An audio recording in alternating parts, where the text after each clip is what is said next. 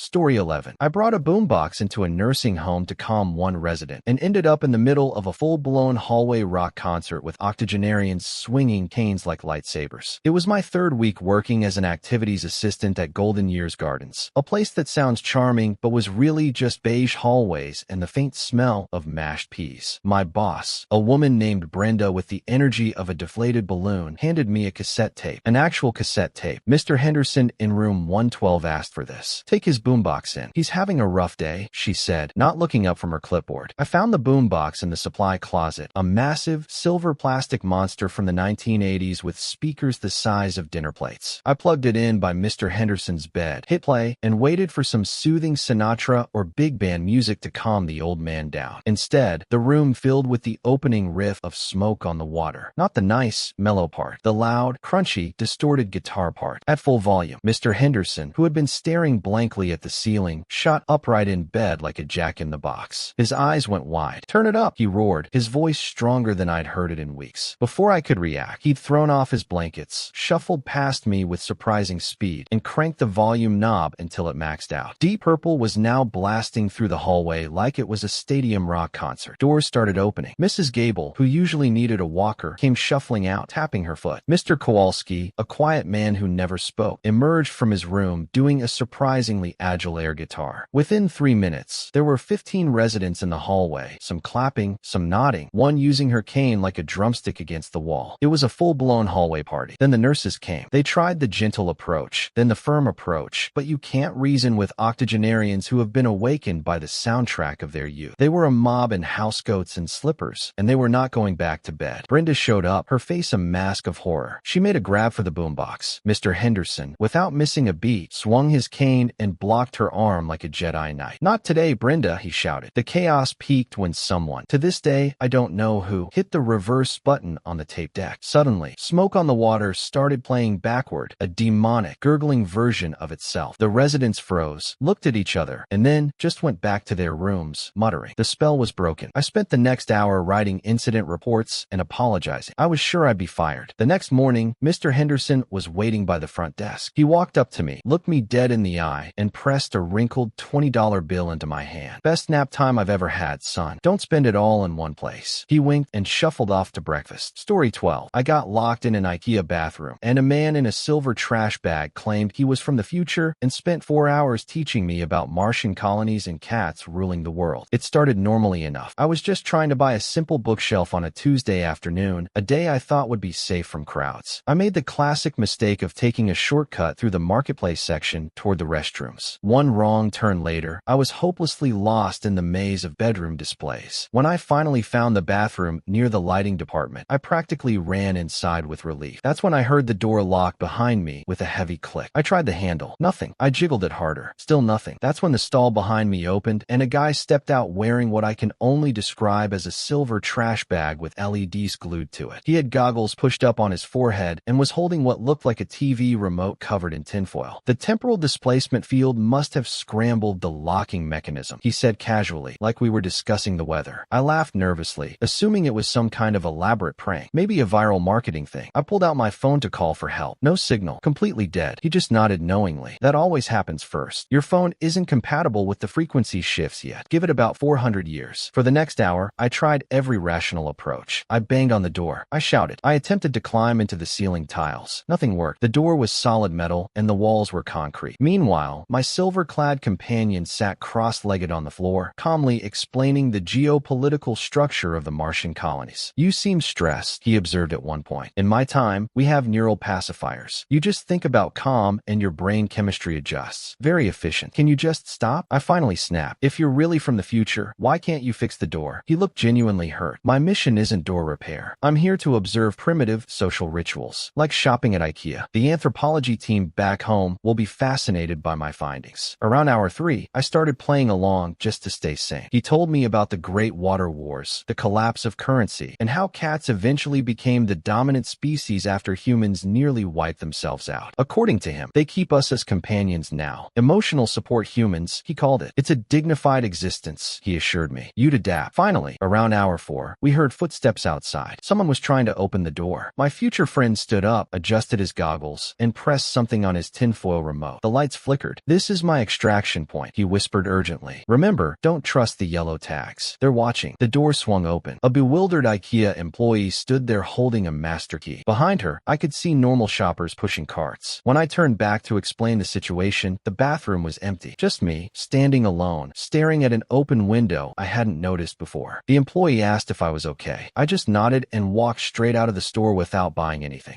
I'll take a quick break here to remind you, don't forget to like and subscribe. Let us know in the comments if you're enjoying the story, and tell us if something like this has ever happened to you. Story 13. Flat tire in nowhere, Nebraska led to me singing the worst opera of all time, and 300 strangers loved it. It began with a flat tire on a back road in rural Nebraska. I was driving cross-country to a new job, and my ancient Honda decided to give up somewhere between middle of nowhere and population 47. I limped into the nearest town, a place called Dorchester that consisted of exactly one main street, a grain elevator, and a diner that also served as the town's social hub. While I waited at the only auto shop for a replacement tire that had to be ordered from Lincoln, I wandered into the diner for coffee. The place was packed with people wearing name tags and discussing something called the Harvest Moon Gala. An older woman named Margaret, clearly the town's unofficial mayor, spotted me as an outsider and immediately descended. "You're not from around here," she stated, not asked. I explained my situation. Her eyes lit up like I'd just offered her winning lottery numbers. "Perfect. Our entertainment canceled an hour ago. The soprano from Omaha has laryngitis. You're from out of town, so you must be cultured. Do you sing opera?" I should have said no. I really should have said no. But something about the desperation in her eyes and the free pie she kept sliding toward me made me pause. And in that pause, my entire life took a bizarre turn. "I've done some performing," I said carefully. This was technically true if you counted karaoke versions of Bohemian Rhapsody at 2 a.m. Margaret grabbed my hand with surprising strength. "Wonderful. You'll do a 20-minute set. We'll pay you $500 and all the pot roast you can eat." Before I could correct her, she was announcing it to the entire diner. People clapped. Someone shook my hand. A farmer named Earl offered to let me shower at his place before the show. I was in too deep. I spent the next 3 hours panicking in Earl's guest bathroom, watching YouTube videos of famous arias on my phone with the water running so he'd think I was rehearsing. I settled on Nessendorma because I recognized the name from somewhere. Maybe a movie. I practiced quietly into a towel until my voice went hoarse. That evening, I stood backstage at the Dorchester Community Center wearing a borrowed suit jacket that smelled faintly of cow, watching 300 people settle into folding chairs. A woman handed me a program. They'd printed my name. Fake name. I'd panicked and said Enrico Palazzo as a joke, and they'd actually printed it. The moment arrived. I walked onto the wooden stage, gripped the sides of the podium, and opened my mouth. What came out was not opera. It was somewhere between a dying cat and someone attempting to sing while being strangled. I forgot every YouTube tutorial instantly. My voice cracked on the first note and never recovered. By the third line, people were shifting uncomfortably. A baby started crying. Somewhere in the back, I heard a man whisper, "What in tarnation?" with genuine confusion. But here's the thing about small towns. They're too polite to boo. When I finished, there was a solid 3 seconds of complete silence. Then Margaret started clapping, slowly at first, then with increasing enthusiasm. The rest of the audience followed her lead. By the end, they were giving me a standing ovation. A standing ovation for the worst vocal performance in human history. Margaret rushed the stage afterward, eyes glistening. "Bravo. Such a unique interpretation. So modern. So bold." She paid me in cash right there. $500. Earl shook my hand and told me I had real guts getting up there. A local newspaper photographer took my picture. I ate 3 helpings of pot roast while people told me how brave my performance was, which I now realize was their polite way of acknowledging the train wreck they'd witnessed. I drove out of Dorchester the next morning with my tire fixed, $500 richer, and a clipping from the Dorchester Gazette that I still keep in a drawer. It reads, "Traveling tenor Enrico Palazzo dazzles at Harvest Moon Gala." Nobody believes me when I tell this story. I don't blame them. I barely believe it myself. But somewhere in Nebraska, 300 people share a collective memory of the worst opera singer they ever applauded. Story 14. I got slammed by a tornado, woke up completely conscious, and paramedics zipped me into a body bag thinking I was dead. redditthread. Let me paint the picture. I'm a storm chaser. Not the YouTube kind with merch and catchphrases, just a meteorology nerd with a beat-up truck and more enthusiasm than sense. This particular afternoon, a supercell was brewing over the Oklahoma panhandle that looked like something from a disaster movie. Green sky, rotating wall cloud, the whole terrifying package. I was parked on a gravel road about a mile from what I estimated would be the circulation path. My calculations were off, catastrophically off. The tornado didn't touch down gradually. It slammed into existence maybe 300 yards to my left and decided to have me for lunch. I remember thinking, this is fine, right before my truck became an airplane. Then I remember nothing. Here's where it gets weird. I woke up face down in a field. Not gradually, like coming out of anesthesia. Instantaneous. 1 second darkness, next second dirt in my mouth, and the most awful sound I've ever heard, like freight trains having a screaming contest. My body wouldn't move. Not paralyzed, just unresponsive. Like my brain hadn't figured out which cables connected to which limbs yet. I could hear people nearby. Voices. Emergency responders. One said something about multiple fatalities, and another one laughed. The dark humor kind that trauma workers use to survive. Then footsteps approached. I got another one. A voice said above me. No pulse, no respiration. Bag him. I felt hands roll me onto a tarp. I wanted to scream, I'm in here, but my mouth didn't work. My eyes wouldn't open. I was completely conscious, completely aware, and completely unable to move a single muscle. They zipped the bag over my face. I spent what felt like forever in that darkness. Could have been 10 minutes. Could have been an hour. I heard them loading other bags nearby. Heard someone crying. Heard a helicopter land. All while trapped in my own corpse simulation. Then I felt it. A tiny twitch in my pinky finger. Then another. Slowly, painfully slowly, sensation crept back like pins and needles across my entire body. I tried to open my eyes. Nothing. Tried again. Nothing. Third time, my eyelids fluttered just enough to see dim light through the bag fabric. I made a sound. A pathetic little whimper, muffled by the bag. Silence from outside. Then, holy shit, did that bag just move? The zipper ripped down so fast I heard fabric tear. A young paramedic's face appeared above me, pale as fresh snow, eyes the size of dinner plates. He screamed, actually screamed, and fell backward. 2 more responders came running. What the actual hell? One of them kept repeating. What the actual hell? Turns out I had severe hypothermia from the storm exposure, plus a concussion that temporarily nuked my motor functions, plus enough debris impacts to make me look like I'd gone 12 rounds with a heavyweight champion. My heart rate had been so slow and shallow they genuinely missed it. 3 trained professionals. All missed it. I spent 6 days in the hospital. The young paramedic who found me visited on day 3. He brought me a cheap greeting card that said, "Glad you're not dead," in crooked handwriting. Inside, he'd written, "You owe me 10 years of therapy." I'll take a quick break here to remind you. Don't forget to like and subscribe. Let us know in the comments if you're enjoying the story, and tell us if something like this has ever happened to you. Story 15. One wrong Zoom link turned my lazy cat into an international children's show celebrity. It started with a wrong Zoom link. My boss sent out invites for a mandatory Monday morning meeting, and I clicked it while half asleep, coffee in one hand, cat on my lap. The link was off by 1 character. Instead of team meeting 423, I landed in team meeting 433. Different company, different country, different continent entirely. On my screen appeared about 15 people in business attire, all Japanese, all staring at me with polite confusion. A woman near the camera said something in rapid Japanese, then switched to English. "I'm sorry, I think you have the wrong meeting." I apologized, started to leave, then paused because behind them I could see something weird. They weren't in an office. They were in what looked like a converted warehouse filled with colorful props, oversized furniture, and what appeared to be a giant spinning wheel covered in cartoon animals. "Where are you guys exactly?" I asked, curiosity overriding embarrassment. The woman glanced behind her, then leaned closer to the camera. "Tokyo. We're the production team for Morning Challenge Island. It's a children's program. Very popular here." Before I could respond, a man in the back shouted something and pointed at my screen, specifically at my cat, who had chosen that moment to yawn hugely directly into the camera. The room erupted. People were pointing, laughing, typing furiously on phones. The woman translated through giggles. "Tanaka-san says your cat has the same energy as our mascot, Puff Puff the Cloud. This is very exciting for him. I should have left then. I really should have." Instead,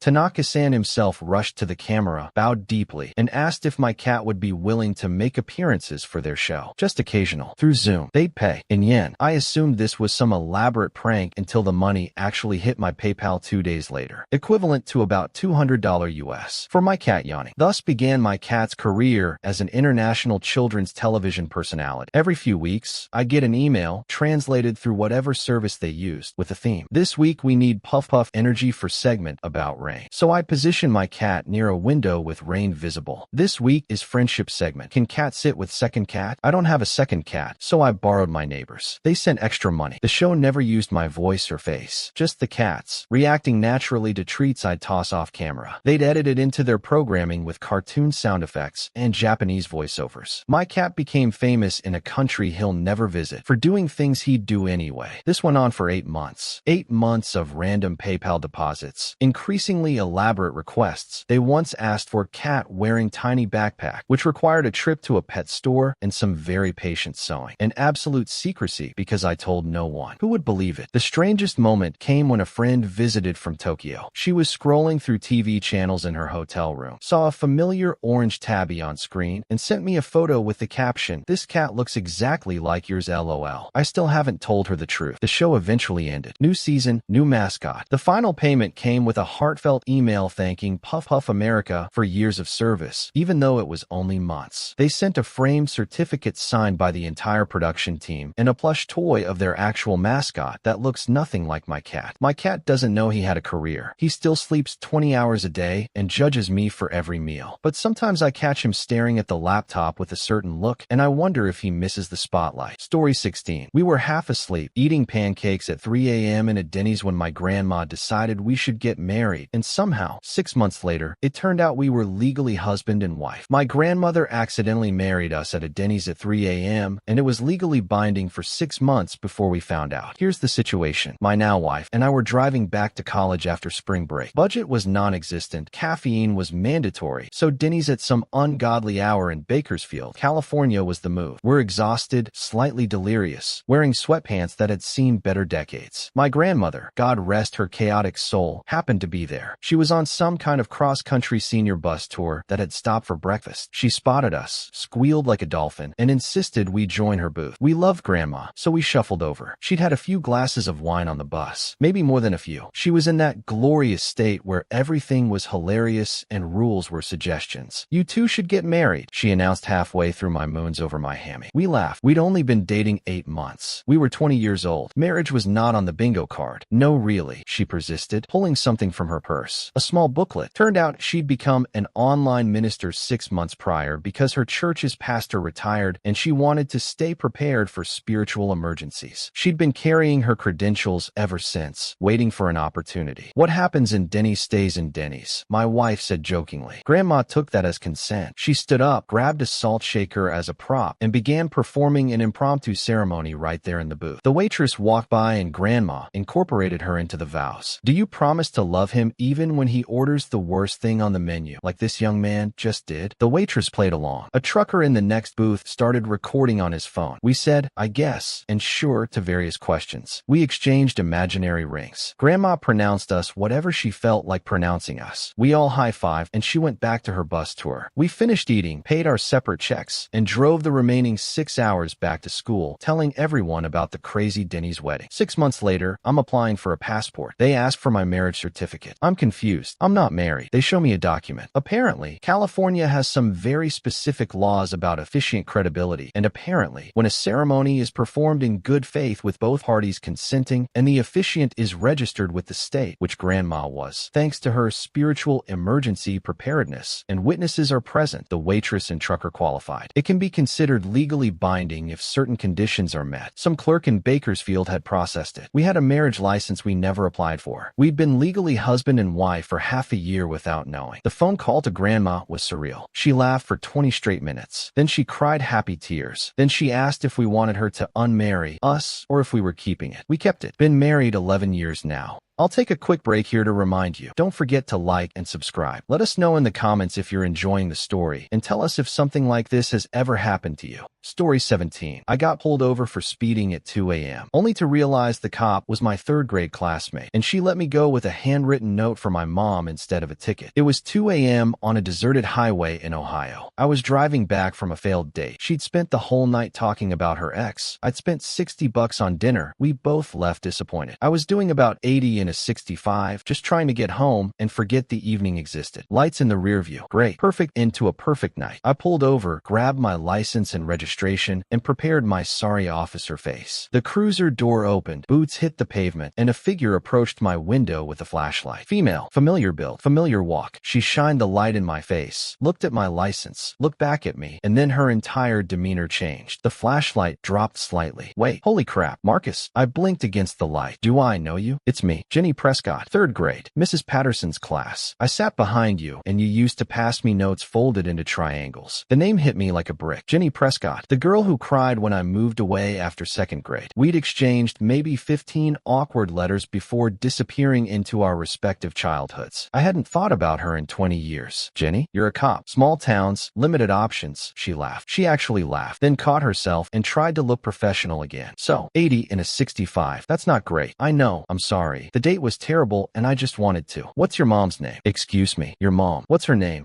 Patricia. What? Jenny nodded, pulled out a notepad, and wrote something. She tore off the page and handed it through my window. It was a handwritten note. Dear Marcus's mom, your son was speeding, but I decided to let him off because he used to share his Oreos with me in 3rd grade. Please tell him to slow down. Sincerely, Jenny Prescott, badge number 412. Give that to her, Jenny said, tucking her notepad away. Now get out of here. And Marcus? Yeah, next time you're in town, don't speak. Just come find me at the diner. We can catch up properly. Without ex-boyfriend talk, she walked back to her cruiser, killed the lights, and pulled around me onto the highway. I sat there for probably 2 full minutes, holding a note from a cop who used to trade fruit snacks with me in elementary school. Story 18. I spent a week traveling the Midwest, only to realize the man following me everywhere was my identical twin, separated at birth, adopted by different families, and living a life eerily parallel to mine. I'm driving through the Midwest for work. Sales job, terrible territory, endless cornfields. Monday night, I'm in Des Moines, grab dinner at some barbecue joint, and swear I see a guy who looks exactly like me. Same face, same build, same stupid haircut. He's sitting at the bar. I'm at a table. We make eye contact for a second, then he disappears toward the bathroom. I think nothing of it. People have doppelgangers. Tuesday, I'm in Omaha. Different restaurant, different part of town. I'm eating alone, scrolling my phone. Look up, and there he is. Same guy, same face, sitting 3 tables away, also eating alone, also on his phone. This time we lock eyes for a solid 5 seconds before he quickly looks away and bolts out the door, leaving his food half-eaten. Now I'm creeped out. Who is this person? Why is he following me? I check my mirrors, obsessively driving to Kansas City that night. Wednesday in Kansas City, I'm at a gas station. I'm pumping gas, looking around nervously, and I see his car 2 pumps over. Same model as mine, same color. He's pumping gas too, facing away from me. I'm frozen. Should I confront him? Call the police? He finishes, gets in his car, and drives off without looking back. I write down his license plate. It's 1 digit off from mine. I call my boss, tell him I think I have a stalker. He says take pictures next time. We'll involve authorities. I'm genuinely scared now. Thursday in St. Louis. I'm at a hotel check-in. The clerk says, your brother already checked in, but he's in room 308. You're in 310. I stare at her. My what? She looks confused, checks her screen. The gentleman who checked in 20 minutes ago. Same last name, same face. He said you were traveling together, but wanted separate rooms. I almost pass out. I get my key, go to my room, and don't leave for hours. I call the front desk, ask if they can confirm the name in 308. They won't. Privacy laws. I barely sleep. Friday morning, I'm in the breakfast area, scanning the room like a secret agent. He's there, sitting alone with a bagel and coffee. I march over, heart pounding, ready to demand answers. He looks up. Our eyes meet. His face goes pale. Who are you and why are you following me? I demand. He stares at me for a long moment. Then he says quietly, what's our mother's name? I'm thrown. What? Our mother? What's her name? I tell him. His eyes well up. Did you know you were adopted? The world stopped. I was adopted. Closed adoption, no information, never knew biological family. He was too. Same biological mother, same father, different families, different states, same face. We were twins separated at birth who somehow, impossibly, ended up with the same job, driving the same routes, eating at the same restaurants, staying at the same hotels, all within days of each other. We sat in that hotel breakfast area for 4 hours. Same mannerisms, same laugh, same weird habit of cracking knuckles. We ordered the same thing from the menu without discussing it. It was like looking in a funhouse mirror that talked back. Turns out we'd both been placed for adoption in the same hospital 2 days apart to a teenager who couldn't keep us. Our adoptive parents were given no information. We'd lived 800 miles apart our entire lives, unknowingly paralleling each other. Thanks for watching. Don't forget to like and subscribe. Got a story to share? Drop it in the comments and let us know which one was your favorite.